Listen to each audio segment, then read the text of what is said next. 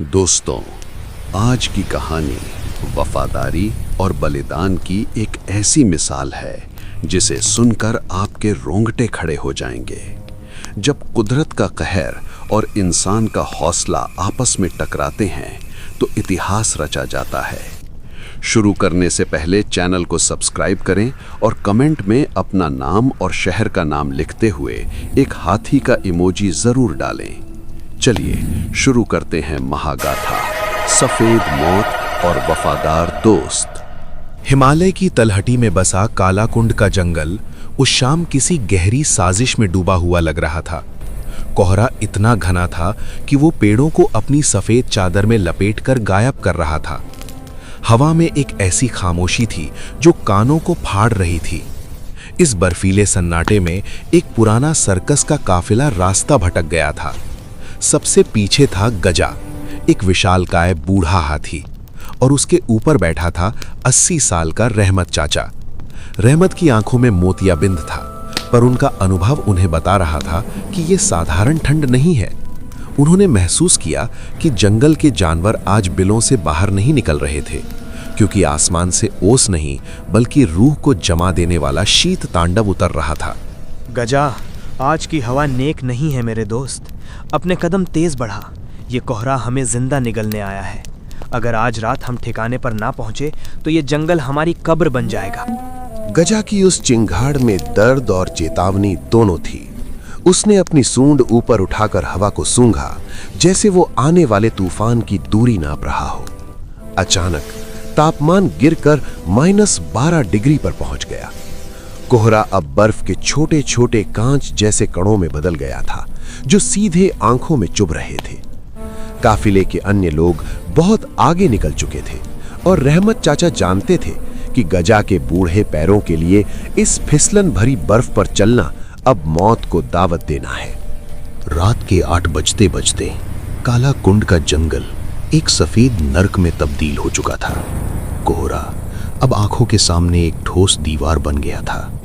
रहमत चाचा ने अपनी पुरानी लोई को और कसकर लपेटा, पर वो ठंड के मारे लकड़ी जैसी सख्त हो चुकी थी।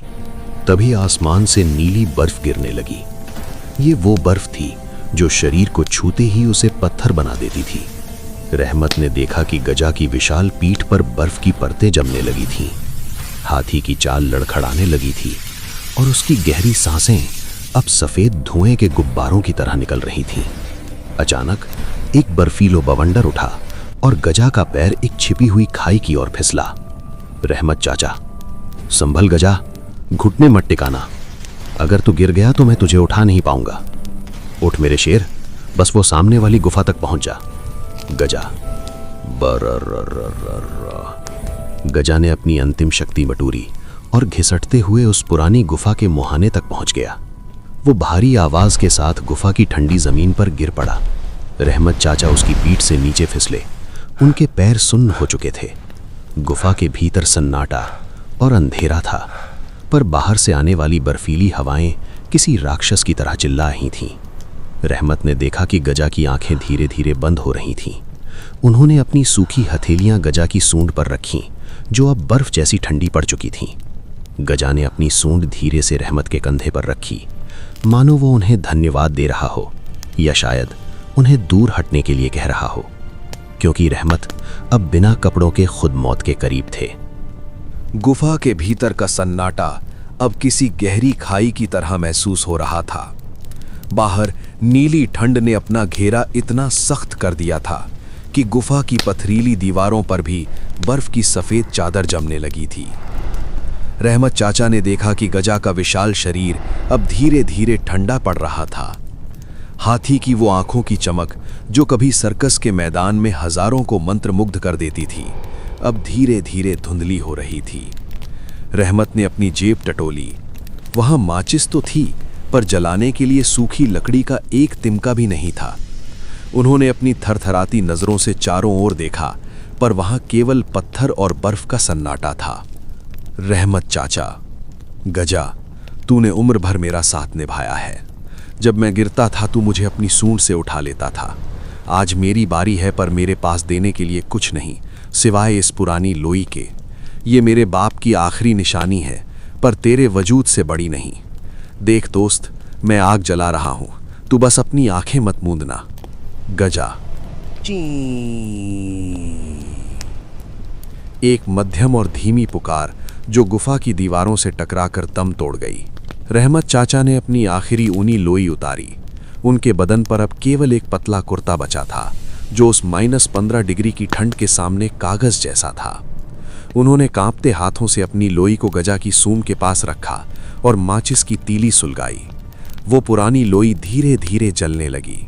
उस मध्यम आंच ने गुफा के भीतर एक सुनहरी रोशनी भर दी। रहमत ने देखा कि गजा की सूंड उस आंच की गर्माहट को महसूस कर रही थी, लेकिन वो आंच कितनी देर टिकती।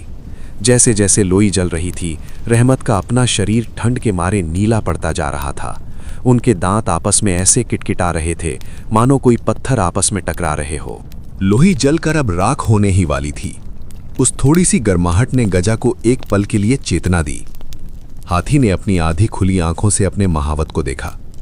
रहमत चाचा बिना कपड़ों के ठंड से पूरी तरह अकड़ चुके थे। उनका सिर गजा के विशाल कान के पास झुका हुआ था। तभी बाहर से एक बर्फीला बवंडर उठा और गुफा के भीतर बर्फीली धूल का एक रेला घुसाया। उस झोंके ने बची कुची आग को एक पल में राख के ढेर में बदल दिया। गुफा फिर से उस जानलेवा अंधेरे में डूब गई।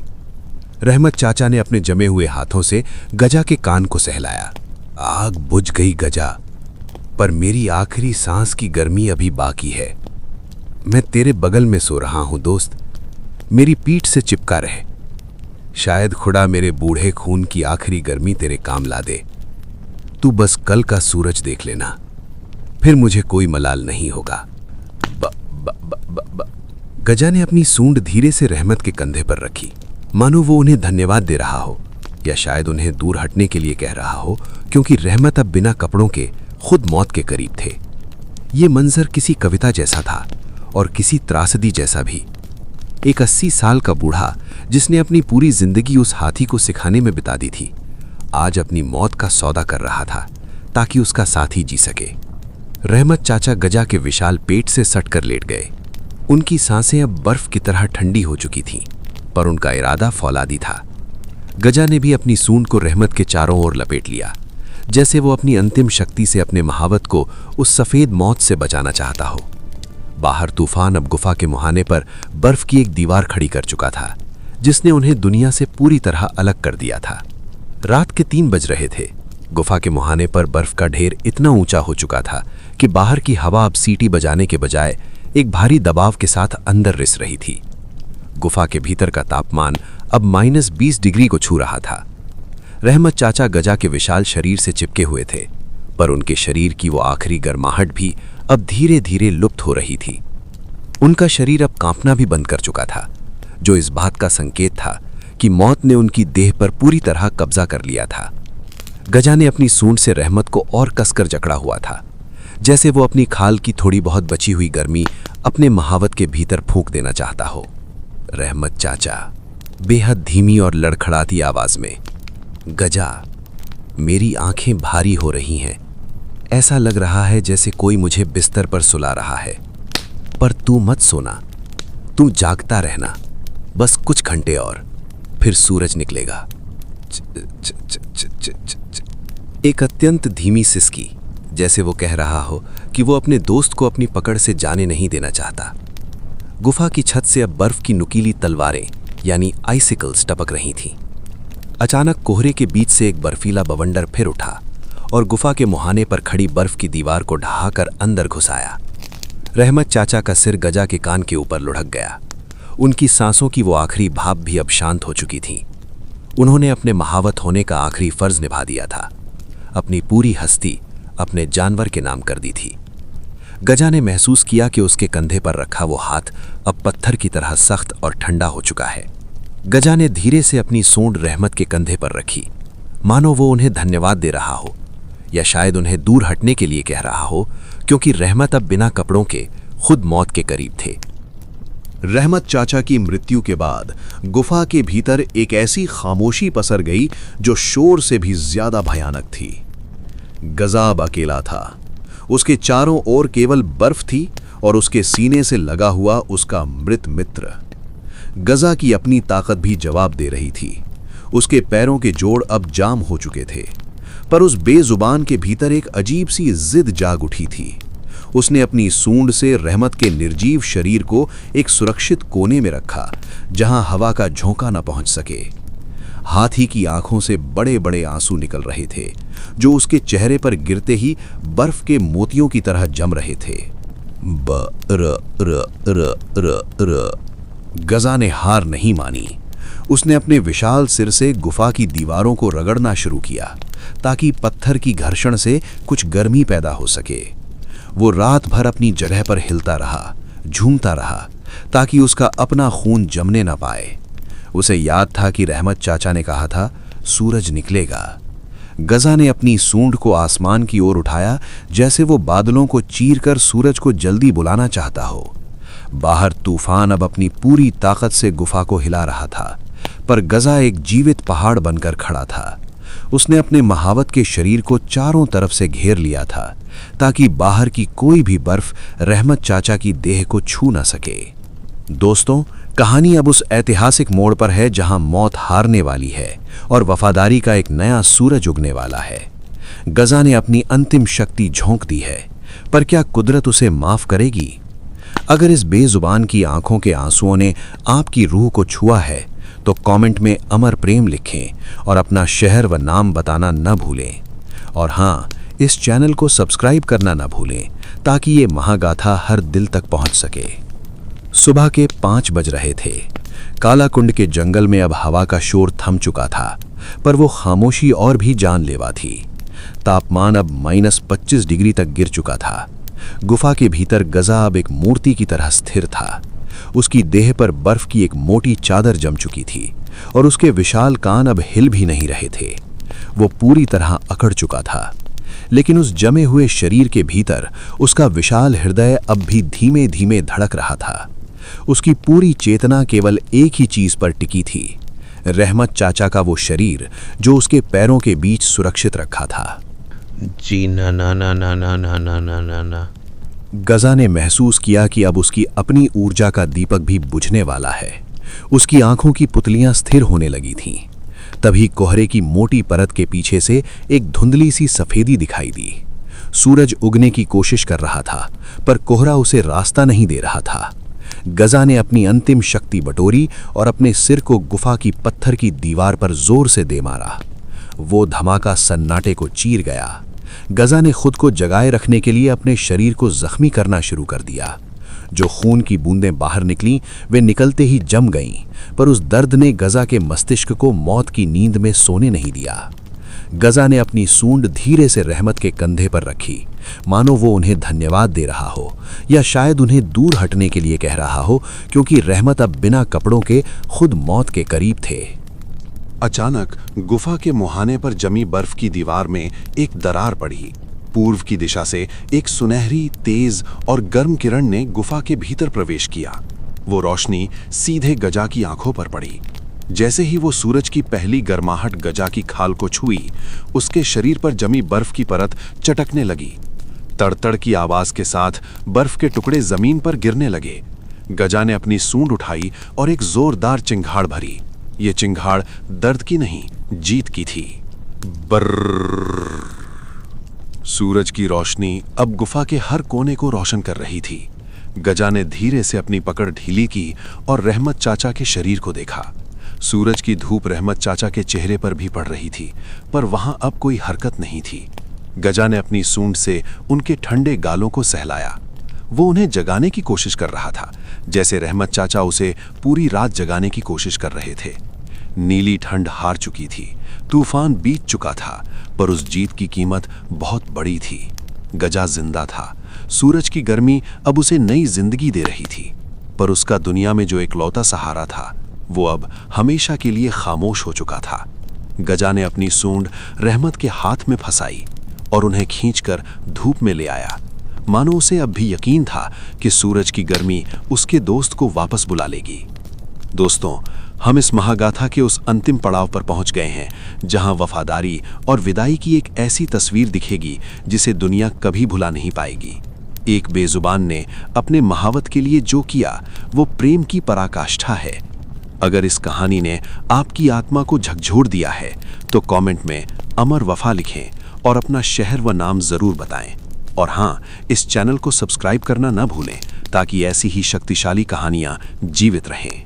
दोपहर की धूप अब कालाकुंड के जंगल में पूरी तरह फैल चुकी थी। बर्फ की वो सफेद चादर अब पिघलकर छोटे छोटे झरनों में बदल रही थी। गजा अब भी गुफा के मुहाने पर धूप में बैठा था और उसके सामने लेटा था रहमत चाचा का निष्प्राण शरीर। गजा ने अपनी सूंड से जंगल के कुछ सूखे पत्ते और जंगली फूल इकट्ठा किए और उन्हें बड़े ही जतन से रहमत के शरीर पर चढ़ाने लगा। उसकी आंखों से गिरते आंसू अब बर्फ नहीं बन रहे थे, बल्कि वे रहमत के ठंडे हाथों पर गिरकर उन्हें गीला कर रहे थे। हाथी ने बार बार अपनी सूंड रहमत के मुंह के पास ले जाकर फूंक मारी, मानो वो अपनी विशाल सांसों से उनके भीतर फिर से जीवन भरना चाहता था। गजा ने एक ची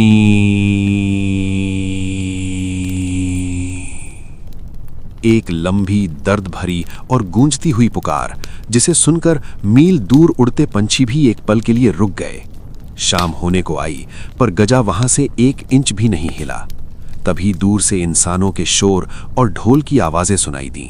सर्कस के बाकी लोग जो रात को आगे निकल गए थे, अब अपने सबसे पुराने सदस्य की तलाश में वापस आए थे।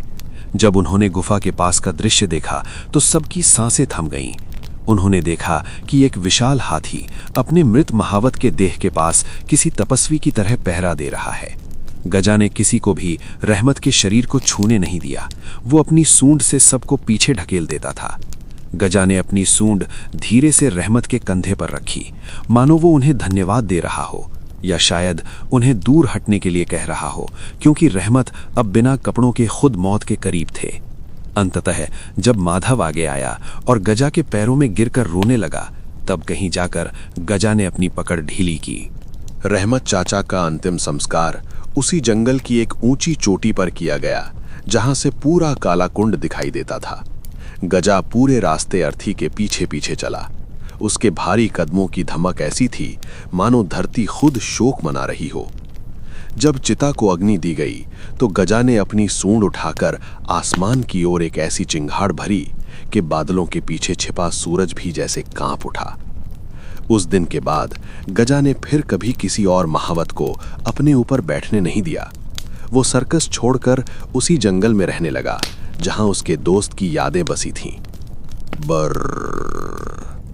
साल बीत गए, पर कालाकुंड के लोग आज भी उस गुफा के पास से गुजरते वक्त रुकते हैं। वहां के पत्थरों पर आज भी गजा के रगड़ने के निशान मौजूद हैं।